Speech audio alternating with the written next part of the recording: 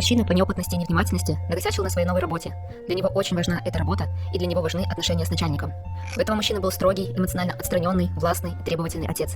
Когда он, будучи ребенком, ошибался, отец давал ему понять, что это неприемлемо. Ты не должен допускать таких глупых ошибок. Будь внимательным и не позорь меня. Чувство стыда, своей дефективности, страх, что отец откажется от него, выкинет на улицу – все это пронизывало мальчика. Начальник некоторыми своими чертами напоминал уже взрослому мужчине его отца. Детское желание принятия и любви было запрятано глубоко, но предательски фанило, поэтому он не мог адекватно относиться к своим ошибкам, критике начальника.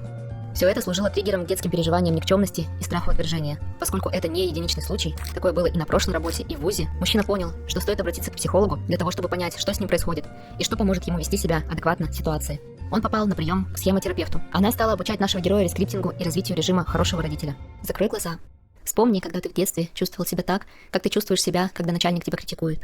Мне 8. Я делал уроки. Допустил ошибку, уже не помню какую. Может, это было несколько ошибок, которые уже исправил в тетради. Отцу очень не понравилось, что я сразу не написал все правильно и аккуратно. Помню его гневное лицо, и как он вырвал страницу тетради и заставил меня все переписывать заново. Помню, как судорожно вытирал слезы с щек, чтобы они не падали на тетрадку, потому что из-за этого я мог получить подзатыльник и рассказ о том, какой я слабак и не мужик, и плачу как девчонка, и не могу собраться. Что ты думал о себе в тот момент? Что чувствовал? Что я слабак и ни на что не способен. Я постоянно лажаю. Мне стыдно за свое существование. Хочется исчезнуть. Чувствовал бессилие, никчемность, стыд, страх. Теперь я попрошу тебя зайти в эту ситуацию с собой взрослым. Как тебе хочется защитить себя маленького? Что ты хочешь сказать отцу, чтобы он понял, что его методы воспитания не работают? Критикуя сына за ошибки, он не учит его тому, как их не совершать. Он учит страху перед ошибкой. Отец, прекрати. Я знаю, ты хочешь как лучше, но такой подход с упреками и обвинениями не работает. Все ошибаются. Это часть процесса обучения. Когда ты гнобишь сына, ты только мешаешь ему развиваться. Ему нужно твое одобрение, любовь, принятие. Это нужно нам всем, особенно в детстве. Видимо, у тебя самого этого не было, и ты не знаешь, что можно воспитывать по-другому. Если хочешь, можешь представить, что ты усыновил себя маленького, и теперь всегда будешь защищать себя, будешь заботиться и любить ребенка внутри тебя. Что ты хочешь сказать себе маленькому? Что тебе, как ребенку, хотелось тогда услышать? Я хочу обнять его.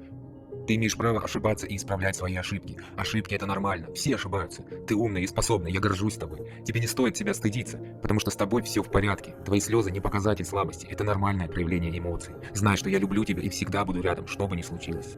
Что поменялось в мыслях и чувствах у тебя ребенка? Я чувствую, что есть человек, который всегда будет на моей стороне, который меня принимает и любит. Такое ощущение, что я был пружиной, на которую постоянно давили, я постоянно чувствовал напряжение. А сейчас я чувствую расслабленность, уверенность в себе. Уже не так страшно допускать ошибки, и я знаю, что со мной все в порядке. В моменты страха, уязвимости он представлял себя маленького и себя как родителя. И как заботливый, любящий родитель утешал, поддерживал, подбадривал, вселял надежду в себя, ребенка. После нескольких сеансов с психотерапевтом мужчина перестал так эмоционально реагировать на критику. Стал лучше спать, концентрироваться, меньше допускать ошибок в работе, а когда порой их допускал, видел в этом урок, а не катастрофу.